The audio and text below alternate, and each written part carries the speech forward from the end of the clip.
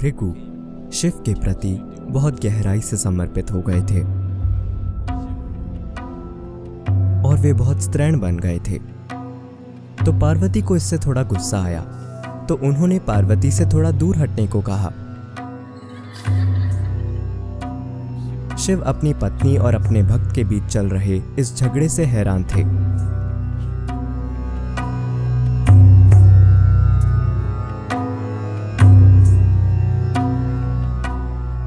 अगर आपको यह पहले से पता नहीं है कि योग परंपरा में शिव को भगवान की तरह नहीं बल्कि आदि योगी के रूप में देखा जाता है, इसका मतलब है कि वो पहले योगी हैं और आदि योगी यानी पहले गुरु भी हैं। और आज एक विज्ञान के रूप में योग, एक प्रणाली के रूप में योग, आंतरिक खुशहाली के लिए एक तकनीक के रूप में योग हमारे लिए सिर्फ नारीत्व के एक खेल के कारण उपलब्ध हुआ है। यानी पार्वती ने उन्हें सिखाने के लिए मजबूर किया था, उन्होंने खुद कभी ऐसा नहीं किया होता। तो क्योंकि वे प्रथम गुरु बने तो स्वाभाविक रूप से उनके शिष्यों और भक्तों का विकास हुआ। पहले 7 शिष्य जिनको उन्होंने योग सिखाया उन्हें सप्तऋषि कहते हैं। इन सप्तऋषियों में से पूरा दक्षिणी रहस्यवाद अगस्त्य मुनि से आया है।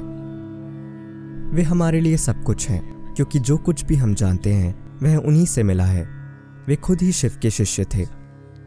एक दूसरे शिष्य थे भृगु।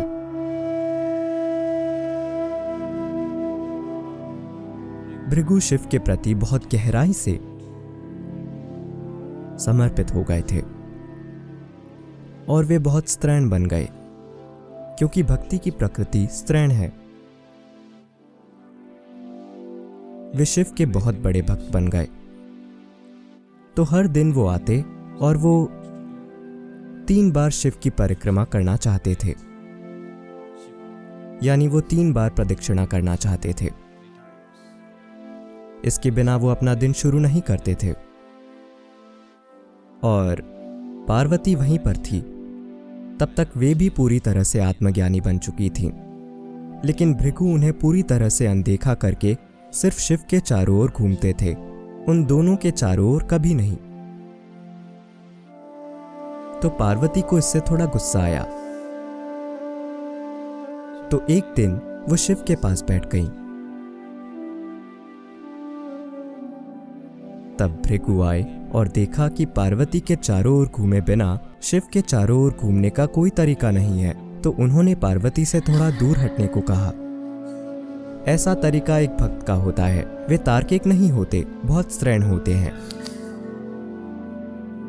लेकिन वे बहुत तीव्र होते हैं।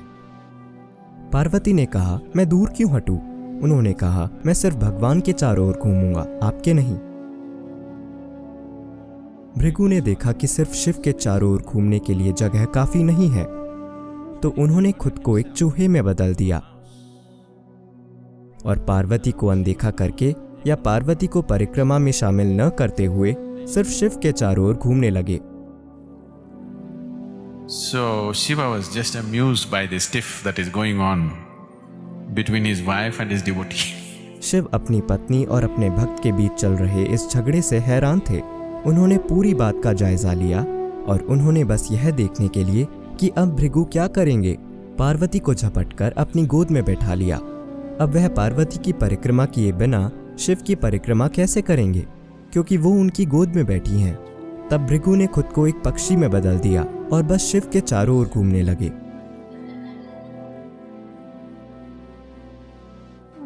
और शिव इस भक्ति से पूरी तरह से चकित थे। एक भक्त खुद को किस तरह अभिव्यक्त कर रहा है, इस बात से वे बहुत खुश थे और साथ ही हैरान भी थे कि इस भेदभाव के कारण पार्वती किस तरह परेशान हो रही हैं।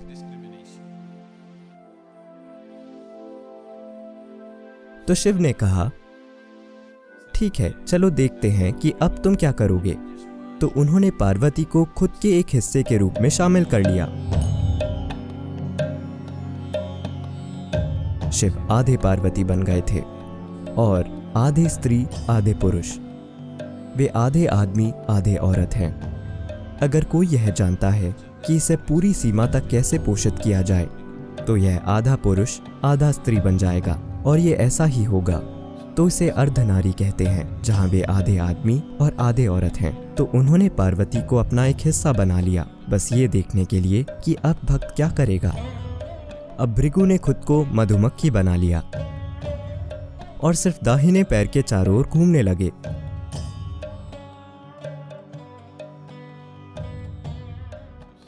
तो शिव और पार्वती दोनों हंसे और उन्होंने कहा, ये आदमी नहीं है,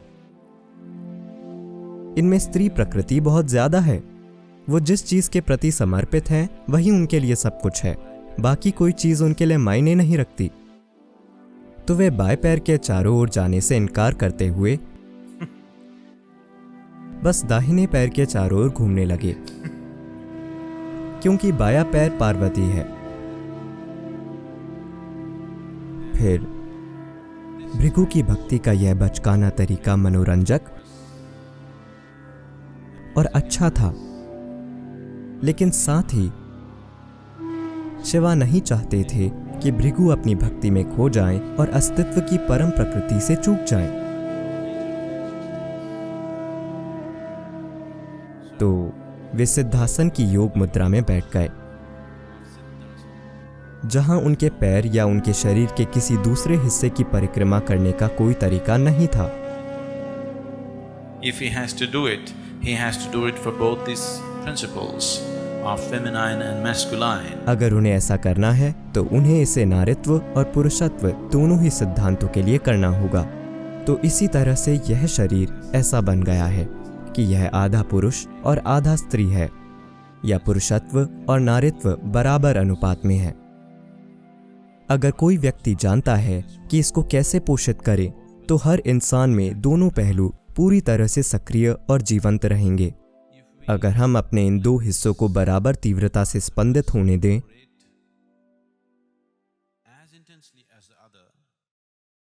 तो हम में से हर एक अपने आप में 100% पुरुष और 100% स्त्री हो सकता है। योग का पूरा विज्ञान इस पर आधारित है कि आपको अपने अंदर न तो पुरुषत्व से चूकना चाहिए और न ही नारित्व से, क्योंकि इनमें से एक अकेला अधूरा जीवन होगा। अब जब हम योग कहते हैं तो हम एक ऐसे आयाम की बात कर रहे हैं जो सर्वसमावेशी है। यह एक कसरत या सेहत बनाने की प्रक्रिया नहीं है।